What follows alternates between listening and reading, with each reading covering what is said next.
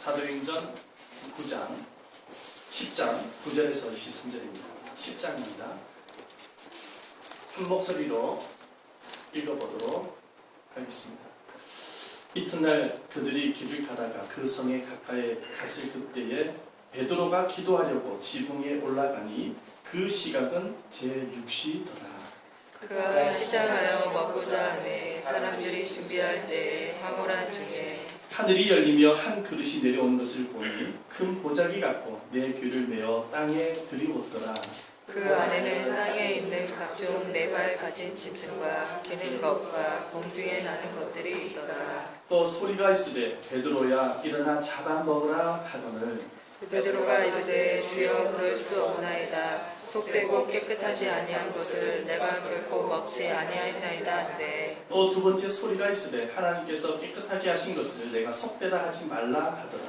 이런 일이 세 번 있으면 그 그릇이 곧 하늘로 올려져 가니라. 베드로가 본 바 환상이 무슨 뜻인지 속으로 의아해하더니 마침 고넬료가 보낸 사람들이 시몬의 집을 찾아 문 밖에 서서 불러 묻되 베드로라는 시몬이 여기 유숙하느냐 하거늘 베드로가 그 환상에 대하여 생각할 때에 성령께서 그에게 말씀하시되 두 사람이 너를 찾으니 일어나 내려가 의심하지 말고 함께 가라. 내가 그들을 보내었느니라 하시니 베드로가 내려가 그 사람들을 보고 이르되 내가 곧 너희가 찾는 사람인데 너희가 무슨 일로 왔느냐. 그들이 대답하되 부장 고넬료는 의인이요 하나님을 경외하는 사람이라. 유대온 족속이 칭찬하더니 그가 거룩한 천사의 지시를 받아 당신을 그 집으로 청하여 말을 들으려 하느니라 한데 있습니다. 베드로가 불러들여 유숙하게 하느니라. 아멘.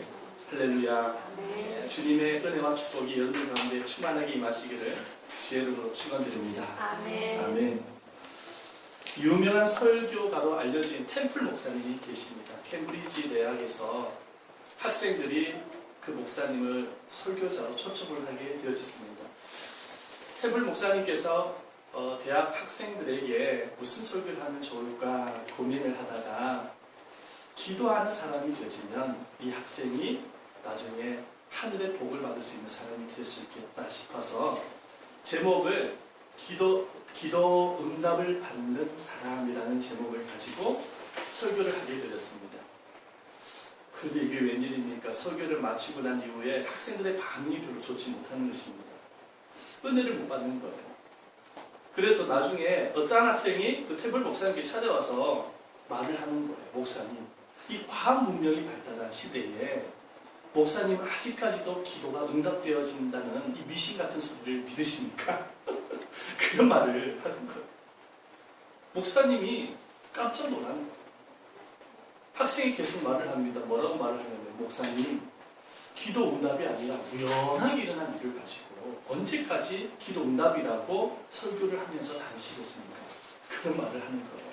너무 황당무계한 그런 말이죠. 목사님이 충격을 받은 거예요. 왜 충격을 받았냐면은 사실은 그 학교가 무슨 학교냐면 미션 스쿨입니다. 그리고 그 학교에 다니고 있는 학생들은 모두가 교회를 다녀야 다닐 수 있는 학교입니다. 그러니 그 학생은 크리스찬입니다. 크리스찬에도 불구하고 그런 말을 하는 것을 듣고 목사님이 깜짝 놀란 거예요. 한참을 있다가 목사님이 그 학생에게 그런 이야기를 하는 거예요. 학생, 기도 응답이 우연의 일치라고요? 우연한 일일 수도 있습니다. 그러나 참 이상한 일이 있습니다. 만약에 내가 기도를 그치게 되시면 그 우연한 일도 그치게 된다는 것입니다. 그러므로 기도하는 것이 얼마나 중요한 것인가 그렇게 설명을 해 주었다고 합니다. 이걸 싫어합니다. 제가 그 학생의 말을 들으면서 저도 상당히 영적인 고민에 빠졌어요. 사실은. 왜냐하면 남의 일이 아니다. 그런 생각이 듭니다. 남의 일이 아니다. 왜냐하니까 오늘날 교회가 한국 교회가 가면 갈수록 기도의 영성이 식어가는 모습을 보게 되십니다. 특별히 젊은이들이 기도를 많이 안 하는 모습을 보게 되십니다. 너무나도 이거는 남의 일이 아니다. 그런 생각을 갖게 되십니다. 좀 이렇게 신앙의 경륜이 있으시고 오랫동안 신앙생활 하시는 분들이야 그 기도의 경험들, 기도 맛을 경험하신 분들은 그래도 한두 분이라도 새벽 기도를 참석을 하고 철야 기도를 참석하면서 기도를 하지만 정말요, 가면 갈수록 젊은이들이 기도하는 모습을 보기가 정말로 어렵다는 것입니다. 왜 젊은이들이 기도를 하지 아니할까요? 이유가 뭘까요? 이유는 아까 그 학생의 말 속에 해답이 있는 거예요. 기도의 능력을 믿지 않고 있기 때문에 기도를 안 하는 것입니다. 기도하는 그 시간 낭비라고 생각을 하는 거예요. 그래서 기도하기를 귀찮아하고요. 그리고 기도를 하고 난 이후에도 의심합니다. 하나님이 기도를 응답해 주실까? 이렇게 의심을 하는 거예요. 그런데 성경에 보면은 믿음의 사람들, 하나님께로부터 쓰임받았던 위인들은 모두가 어떤 사람들이었다니까? 기도의 사람이었다는 것입니다.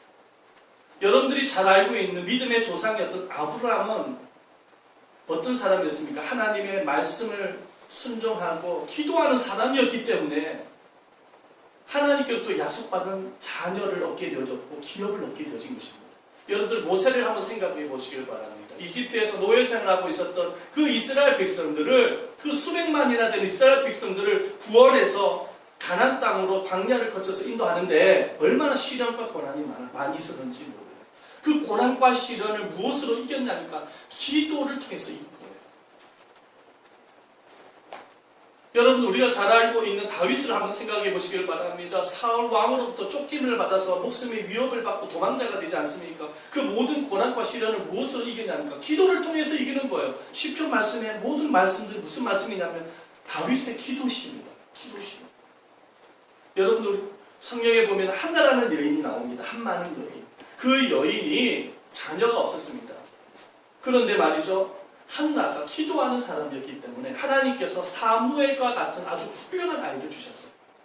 사무엘은 어떤 사람이었습니까? 기도하는 사람이었기 때문에 나라의 지도자가 되어졌고, 기도하는 죄를, 쉬는 범죄를 저지르지 않겠다고 믿고 늘 기도함으로 인해서 나라를 구했던 사람이 사무엘 선지자입니다. 예수님은 어떤 사람이었습니까? 예수님은 공생의 사역 기간 동안에 귀신을 내어주고 병든 자를 고치고 죽은 자를 살리는 놀라운 능력을 행하신 분이시지요. 복음을 증거하시고. 그런데 그와 같은 능력이 나타날 수밖에 없었던 이유는 뭐냐면 예수님이 성자 예수님으로서 신성을 갖고 계신 면도 있겠지만 무엇보다도 예수님은 늘 깨어서 기도하셨던 분이에요. 기도를 통해서 하늘의 능력을 받으셨던 분이시거든요. 그래서 예수님은 새벽 미명 때마다 기도를 하셨고 저녁 때마다 기도를 하셨고 세례 요한으로부터 세례를 받고 난 이후에 40일 동안 금식 기도를 하시고 광야에서 심지어는 십자가에서 처형당하기 전에 겟세마네 동산에서 땀방울이 핏방울이 되도록 기도하신 분이 바로 예수님이시라는 것입니다.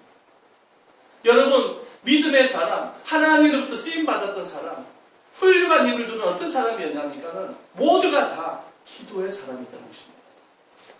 오늘 우리가 읽었던 이 본문의 말씀의 주인공이 누구냐니까 베드로 선생님입니다. 그런데 그 베드로도 어떤 사람이었냐면은 기도의 사람이었다는 것입니다. 이 베드로도 사실은 예수님의 수제자로서 예수님으로부터 특별하게 훈련을 받은 제자 아닙니까?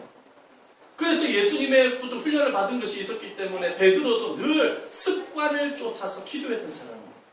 사도행전 3장 말씀에 보면은 베드로는 습관을 쫓아서 유대 시간으로 9시, 우리나라 시간으로는 오후 3시입니다. 오후 3시경에 성전에 기도하러 올라가다가 그곳에서 나면서 안전뱅이 된 사람을 만납니다. 그리고 그 안전뱅이를 일으켜 세우죠. 기적이 나타나는 것이죠. 안전뱅이가 치유받았다는 소식을 접하고 수많은 유대인들이 성전에 모여들게 되어지는데 베드로가 그 모여든 사람들에게 십자가 복음을 증가하기 시작합니다. 부활의 복음을 증가하기 시작합니다. 베드로의 단 한 편의 설교를 통해서 3,000명이 회개하고 주님 앞에 돌아오는 역사가 일어나고 초대 교회가 세워집니다. 여러분, 이 베드로의 생애 가운데서 이와 같은 기적과 능력이 나타날 수 있었던 것은 우연한 것이 아닙니다. 베드로가 기도의 사람이었기 때문에 이와 같은 능력이 나타나는 거예요. 기적이 나타나는 거예요. 나는 여러분들의 삶 속에 그리스도의 기적이 나타나기를 주의 이름으로 축원드립니다. 예수 그리스도의 기적이 분명히 나타날 수가 있습니다. 베드로의 삶 속에 이와 같은 기적이 일어날 수 있었던 이유는 뭐냐면 기도의 사람이었기 때문에 나타난 것입니다. 아멘입니까? 기도의 사람이었기 때문에 나타난 것입니다. 그냥 우연하게 일치가 아니에요. 우리가 방금 읽었던 이 본문의 말씀에도 보면은 베드로가 기도를 하기 위해서 지붕 위에 올라가는 모습을 보게 되집니다. 근데 지붕 위에 올라가게 되어지는데 기도하는 이 시각이 예전하고는 좀 다르게 유대법으로 유대 시각으로 제6시라고 적혀 있습니다. 성경에 뭐 찾아보진 않겠습니다. 6시라는 것은 우리나라 시각으로 말하자면은 오후 12시를 말합니다. 그런데 오후 12시가 되어지면 정오 시간에는 무슨 시간이냐면 점심시간입니다. 점심 먹는 시간이에요. 유대 사람들도 점심을 그때 먹었어요. 그 점심을 먹기 위해서 집으로 들어가가지고 점심밥을 해서 먹었거든요. 더군다나 베드로도 그 정구절을 보면 아시겠지만 루다라는 지역과 요빠라는 지역에서 복음을 증가하도록 얼마나 피곤한지 몰라요. 굉장히 유체적으로도 피곤하고 지쳐있는 상태, 배도 굉장히 고픈 상태입니다. 12시가 되면 점심을 먹어야 되는 거예요. 그런데 참으로 신기한 건 뭐냐면 베드로가 점심 먹기를 포기하고 기도하기 위해서 지붕 위에 올라가는 거예요. 지금. 참으로 궁금한 거예요. 아니 점심만 먹고 기도할 수도 있잖아요. 보통 베드로 기도 시간은 오후 3시입니다. 우리나라 시간으로. 아까 우리가 사도행전 3장 말씀에 잠시 말씀을 드렸지만 오후 3시거든요. 밥 먹고 나서 기도해도 되는데 점심을 포기하고 기도하기 위해서 지붕 위에 올라가더라는 것입니다. 왜 그랬을까요? 이유가 있는 것입니다.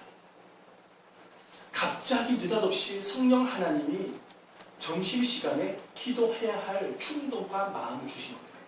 여러분 혹시 경험해 보신 적 있으신지 모르겠습니다. 저는 목회를 하면서 참 종종 경험을 합니다. 그게 뭐냐면은 목회를 하고 있는데 갑자기 성령님이 기도해라. 지금 너 기도할 시간이다. 그런 감동이 찾아올 때가 있거든요. 그때는요 아무것도 하면 안 돼요. 성령이 지시거든요. 그러면은 다 내려놓고 뭘 해야 되냐면 뭐 해야겠어요? 기도해야 됩니다. 일을 하다가도 그 자리에 무릎 꿇고 기도해야 되는 거예요. 성령님 너 기도할 시간이야. 지금 이 시간에 내가 너에게 기도할 제목도 주는 것뿐만 아니라 기도를 받기를 원하는데 꼭 기도해야 돼. 이런 지시를 충동과 감동을 주시면 그 자리에서 기도를 해야 되는 것입니다.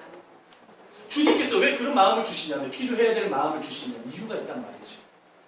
우리 하나님께서 특별한 일을 지금 계획하고 계시는 거예요. 아멘입니까? 그리고 그 기도를 통해서 자기 자신뿐만 아니라 다른 사람을 보호하기 위해서 절실하게 기도가 필요할 때에 주님께서 기도할 제목을 주시고 감동을 주시는 것입니다. 여러분도 혹시 그런 경험 해보시지 않으셨어요? 이렇게 살다가 일상적인 생활을 하다가 이상하다. 내가 지금 기도를 하고 싶은데 기도를 해야 되겠다라는 마음이 생기는 거예요. 갈급한 마음이 생기는 거예요. 나도 모르게. 그래가지고 막 그런 경험 없으신가 봐요. 다들 얼굴이 왜 이렇게 피곤해졌어. 저만 있나? 아마 여러분들도 아마 있으리라고 생각을 하는데 그것은 성령님께서 여러분들에게 기도를 시키는 겁니다. 아멘? 그래서 그때는 다른 거 하면 안 돼요. 기도를 하셔야 되는 것입니다. 아멘이니까 기도를 하셔야 돼요. 베드로가 성령의 지시하심을 통해서 그 점심시간에 점심 먹기를 포기하고 배도 많이 고팠을 텐데 지붕에 올라가는 거예요. 이스라엘의 그 집의 구조를 보면 우리나라는 이렇게 삼각형이잖아요. 지붕이. 그 나라는 뭐냐면 사각형이에요. 기도 쳐서 딱 알맞은 곳입니다. 조용한 곳이거든요. 지붕에 올라가는 거예요. 지붕에 올라가서 이제 기도를 하는 거예요. 기도를 하는데 그때 갑자기 환상의 문이 열립니다. 기도를 하는데 환상의 문이 열려요. 그리고 하나님의 계시가 일어납니다. 계시가 떨어져요. 아멘? 우리가 반드시 알아야 될 부분이 있다고 한다면 뭐냐면은 우리가 기도할 때 하나님께서 우리에게 말씀하신다는 거. 기도할 때 하나님의 뜻을 알게 되신다는 거. 기도할 때 주님의 계시를 받을 수 있다는 것입니다. 제가 존경하는 목사님 한 분이 계시는데 그 목사님은 기도를 얼마만큼 하냐면 하루에 6시간 이상을 하시는 목사님입니다. 그런데 어떤 제자가 그 목사님한테 질문을 해요. 목사님 설교 준비를 어떻게 하십니까? 질문을 하는데 그 목사님 아주 간단하게 대답하시더라고요. 나는 설교 준비할 때 기도의 골방에 들어간다는 거예요. 그래가지고 기도의 골방에 들어가서 하나님이 나에게 말씀을 주실 때까지 꼼짝하지 않고 기도하잖아요. 그래서 기도 시간이 많고 길다고 이야기를 합니다. 말씀을 주시면 그때 받아 적는다는 것입니다. 제가 그 목사님의 간증을 듣고 상당히 도전을 받았습니다. 사실 제가 목회자로서 설교자로서 늘 준비하잖아요. 설교. 근데 제가 경험적으로 여러분들께 말씀을 드린다고 한다면 하나님의 말씀 앞에 앉아 있는다고 해서 설교 준비가 되는 게 아닙니다. 설교가 준비가 안 될 때는요, 말씀이 떠오르지 않을 때는 머리를 쥐어짭니다. 설교 날짜는, 설교를 해야 할 날짜는 가까워 오고 있는데 말씀이 임하지 않을 때는 머리를 쥐어짜는 거예요. 그러니까 어떤 날은요, 날밤을 새워요. 날밤을. 말씀 앞에 앉아 있는다고 해서 설교 준비가 되는 게 아니에요. 하나님이 주셔야 설교 준비가 되는 것입니다. 아멘. 말씀이 떠오르지 않을 때는 기도해야 돼요. 그래서 다 기도합니다. 이 말씀 준비하는 것도요, 이 본문의 말씀, 이 설교는요, 다른 분이 하지 못할 설교입니다. 이거는 제가 기도하면서 받은 말씀입니다.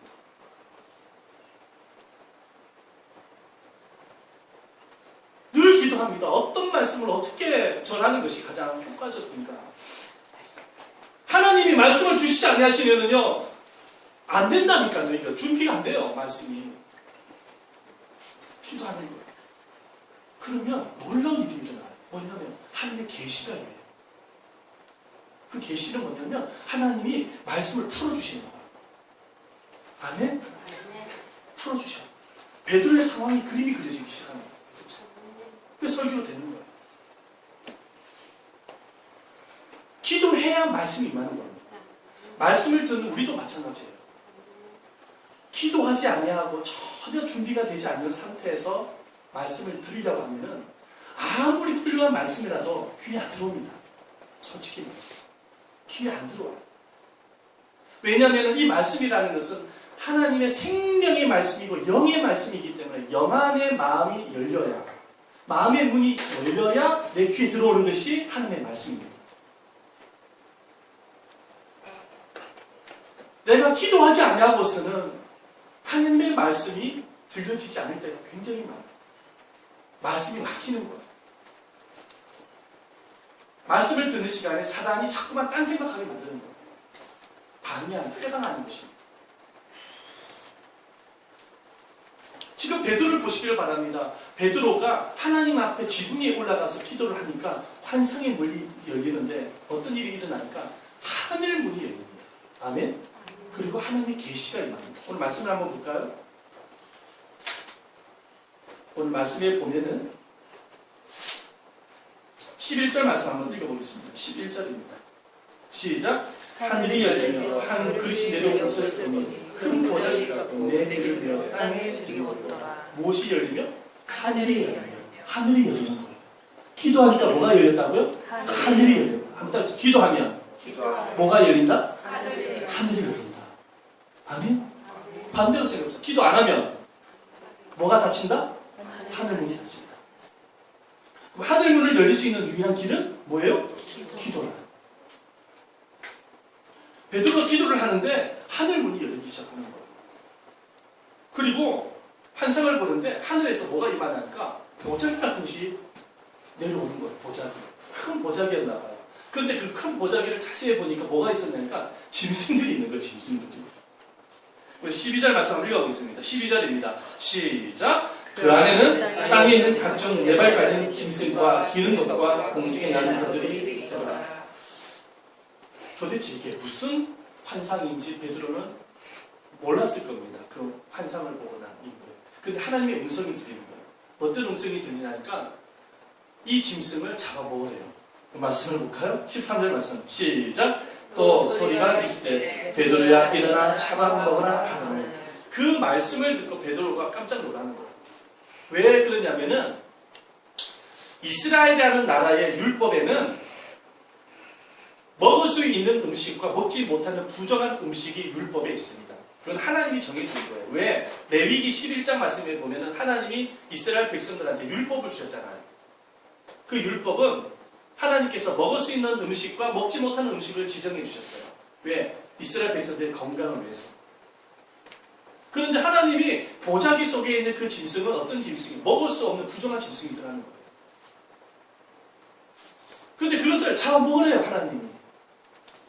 그래서 베드로는 그래도 유대인이잖아요. 율법을 지켜왔던 사람이잖아요. 그러다 보니까 황당한 거예요. 도대체 이게 무슨 일이냐는 거예요. 먹지 말라는 그 부정한 음식을 어떻게 잡아먹냐는 거예요. 그래가지고 베드로가 하나님 앞에 이야기를 합니다. 하나님, 저 못 잡아먹습니다. 못 잡아먹습니다. 거절합니다. 하나님이 정해주신 그 율법을 어기고 어떻게 내가 잡아먹습니까? 못 잡아먹습니다. 그랬더니 하나님께서 뭐라고 말씀하시냐니까 이 15절 말씀을 읽어보겠습니다. 15절입니다. 읽어보겠습니다. 시작. 또 두 번째 소리가 있을 때 하나님께서 깨끗하게 하신 것을 내가 속되다 하지 말라 하라. 하나님이 베드로에게 뭐라고 말씀하시냐니까 하나님이 깨끗하다고 말씀하신 것을 네가 부정하다고 말하지 말라. 그 말이 임하는 거예요. 도대체 이게 무슨 말인지 몰라요. 베드로는 헷갈리는 거예요. 그러니까 베드로 고집이 또 세잖아요. 얼마나 고집이 센지 몰라. 그래가지고 이 베드로 선생이 또 하나님 앞에 거절해요. 하나님 그래도 못 잡아먹습니다. 그랬더니 하나님께서 또 말씀하세요. 베드로에게 하나님이 깨끗하다는 것을 너가 부정하다고 말하지 마라. 마지막 세 번째로 또 이야기를 합니다. 베드로는 항상 세 번의 사람인가 봐요. 예수님을 부인할 때도 세 번 부인하고 지금 여기도 지금 세 번이나 거절하는 거예요. 그랬더니 하나님께서 세 번째도 똑같이 말씀하시는 거예요. 하나님이 깨끗하다는 것을 부정하다고 말하지 마라. 그 말씀을 하시고 난 이후에 이 보자기가 하늘로 쑥 올라가 버리고 그리고 환상이 이제는 사라지는 거예요. 베드로가 도대체 자기가 보았던 그 환상의 보자기, 그 다음에 부정한 짐승들, 그리고 부정한 짐승을 먹으라는 그 하나님의 말씀이 도대체 어떤 말씀인지 베드로는 깨닫지 못하고 있는 거예요. 궁금해하는 것입니다.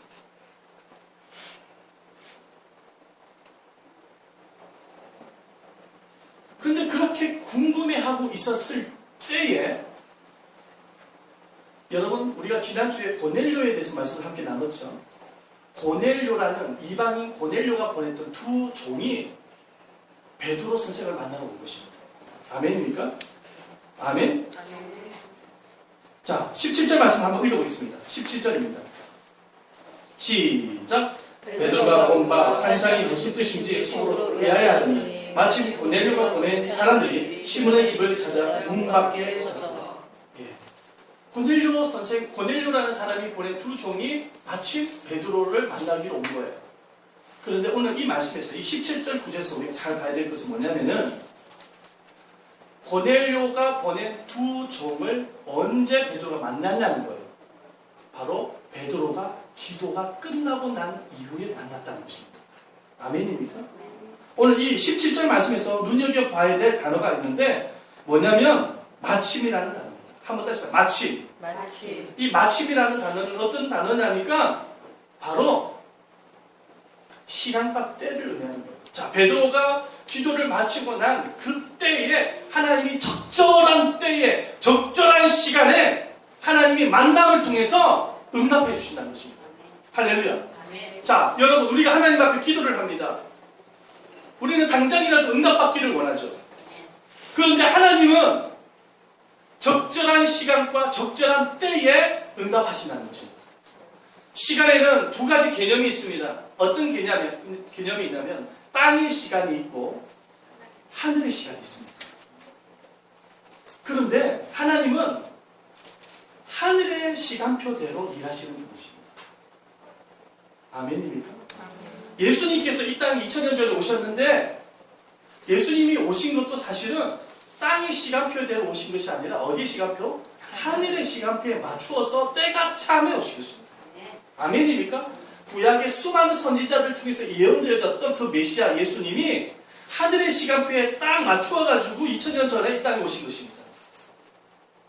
하나님은 언제 기도를 응답해 주시냐니까 하늘의 시간표에 맞춰서 가장 적절한 때의 시간에 가장 좋은 방법으로 응답하시는 분이십니다. 베드로가 기도를 하고 난 이후에 자기가 보았던 환상과 하나님의 말씀이 무슨 말씀인지 깨닫지 못하고 있었을 그 시점에 하나님이 그때에 그 타이밍에 고넬료가 보낸 두 종을 만나게 하심으로 응답하신 것입니다. 할렐루야.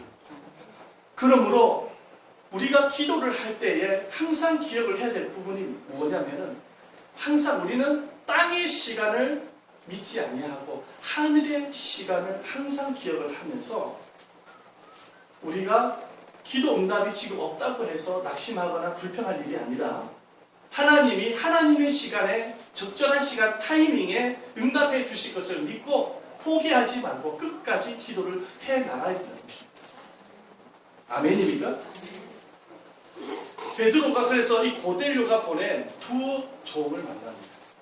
만나서 누구 이야기를 듣냐면은 이방인 고넬료에 대해서 이야기를 듣습니다. 22절 말씀을 한번 다 같이 읽어보겠습니다. 22절 시작. 그들이 대답하되 백부장 고넬료는 의인이요 하나님을 경외하는 사람이라 온 유대 온 족속이 칭찬하더니 그가 기록한 천사의 지시를 받아 당신을 교직으로 정하여 나를 드리려 하느니라 한데 베드로가 두 종으로부터 이방인이었던 고넬료에 대해서 이야기를 들으면서 그제서야 하나님이 자기에게 보여주셨던 먹지 말라는 그 부정한 짐승을 먹으라는 그 이유를 깨닫는 거예요. 여러분, 하나님이 보여주신 그 보자기 속에 그 부정한 짐승은 누구를 의미했냐면은 바로 이방인을 의미했던 것입니다. 이스라엘 민족들, 유대인들은 하나님으로부터 선택받은 선민 사상이 많아서 자기들은 구원을 받고 선택받은 민족이라고 생각을 하고 이방인들은 구원받지 못한 부정한 사람이라고 생각을 하면서 멸시를 했던 사람들이 유대인들입니다. 그런데 하나님께서 예수님께서 복음을 주셨을 때에 말씀하시는 것, 그 복음이 유대인들만의 복음이 아니라 하나님의 뜻을 가르쳐 그 환상과 말씀을 통해서 가르쳐 주시는 거예요. 유대인들만의 복음이 아니라 그 복음이 유대인들이 정말로 멸시했던 이방인들에게도 복음이 전파되어지고 더 나아가 이방인들을 통해서 전 세계의 땅끝까지 복음이 전파되어지는 것이 하나님의 뜻이라는 사실을 베드로에게 그 환상과 말씀을 통해서 가르쳐 주기를 원하셨던 거예요. 아멘입니까?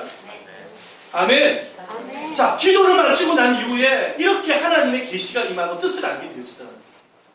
그래서 그때부터 어떤 현상이 일어나니까 그때부터 베드로가 이방인 선교에 관심을 갖게 되어지고 예루살렘 교회가 그때부터 유대인들만을 위한 복음을 전했는데 이방인들을 위한 복음을 전파하는 선교 사역을 하는 교회로 변하게 된답니다. 아멘입니까? 그래서 사도행전 가운데에 이 사도행전 10장이 얼마나 중요한 장인지 몰라요. 사랑하는 여러분, 기도는 너무나도 중요합니다. 기도를 해야지만 하늘 문이 열릴 수가 있는 것입니다. 기도를 해야 하나님의 계시를 깨달을 수가 있고 기도를 해야지만 하나님의 뜻을 발견할 수가 있고 제가 수요 예배 때도 사실은 잠시 간증을 했지만 우리 교회 집사님 한 분이 집 매매 계약으로 인해서 얼마나 힘들어 하시는지 여러분들 아마 잘 아실 것입니다. 저도 마음이 굉장히 답답하고 좀 잘 해결됐으면 좋겠는데 라는 그런 마음이 간절했었습니다. 늘 기도했었죠. 세입자가 좀 협조를 해주면 빚 문제도 좀 해결함을 받을 수가 있고 위기를 모면할 수가 있는데 세입자가 비협조에다가 잘 도와주지 않으니까 얼마나 답답한 상황이었는지 잘 모릅니다. 지난 주일날에 그 합의서를 들고 와서 매매자가 나타났는데 또 세입자가 협조해주지 않는다고 도망다닌다는 그런 얘기를 합니다. 그 말을 듣고 마음이 굉장히 저도 답답해하고 좀 안타까운 그런 마음이 많았습니다. 그래서 너무 답답해서 내가 사모한테 같이 집중적으로 기도하자. 제가 기도 부탁을 하고 저도 기도를 하고 걸어다니면서도 기도하고 누워서도 기도하고 이제 화요일날에 새벽 기도를 하는데 집중적으로 기도했어요. 그 부분을 가지고. 기도를 마치고 난 이후에 집으로 가서 잠시 말씀을 묵상하고 난 이후에 잠을 잤습니다. 피곤해서. 잠시 잠을 잤는데 비몽사몽간에 꿈을 꿨어요. 어떤 꿈이냐니까 어떤 식당 같은 건물이 보이고 집사님이 보이고 저가 보이더라고요. 그런데 또 한 사람이 있는데 그 한 사람이 누구냐니까 그 집에 세입자가 보이는 거예요. 꿈속에. 그래가지고 테이블에 함께 앉았는데 그 세입자에게 제가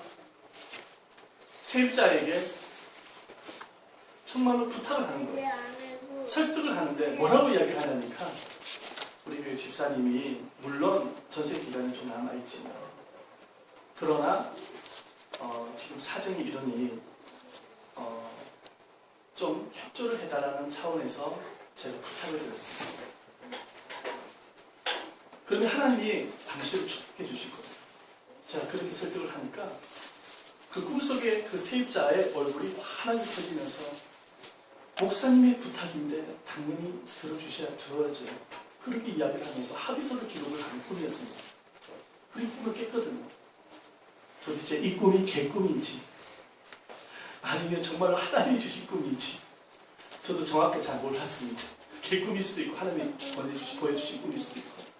그러나 기도를 하고 난 이후에 꾼 꿈이 있기 때문에 하나님이 저에게 뭔가를 말씀하신다는 느낌을 받았습니다. 그리고 이번에 집 매매 계약이 잘 되어질 것 같은 느낌이 왔어요. 그리고 난 이후에 제가 봤던 이 꿈을 집사님한테 이야기할까 말까 고민을 하다가 한번 해보는 것도 좋겠다라는 생각이 들어서 전화를 통해서 집사님한테 제가 꿈 이야기를 했습니다. 그런데 말이죠. 수요일에 집사님부터 연락이 왔어요.